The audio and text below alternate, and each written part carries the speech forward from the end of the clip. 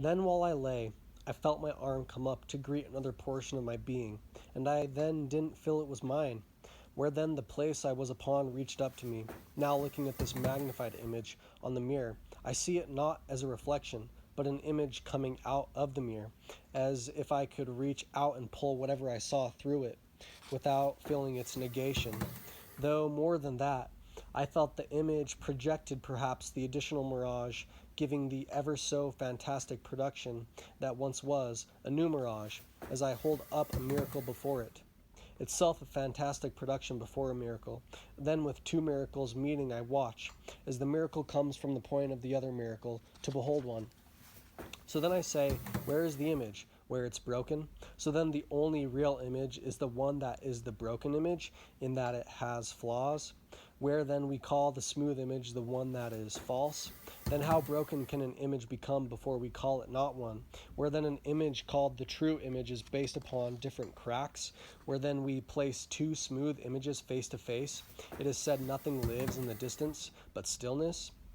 Where then with the introduction of our image in between the two, stillness is then only a perception, imagined for as long until one calls stillness unbearable, where then it took the introduction of another reflection to pull my smooth nature out of the cracked perception of what I am, where it's then reaching toward the reflection is its searching for a way without flaw, where what is its stillness, where then its nature is met with its own absence, what is its negation, where then one is looking into what it would be like if all your wholes were solid.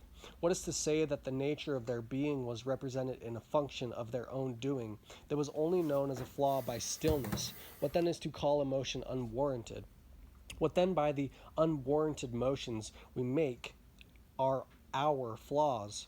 What though the reflection calls whole in them being the negative features? What is to then say that what is the space we then look upon, where we see our cracked image as whole, but then our cracks themselves, what are negative?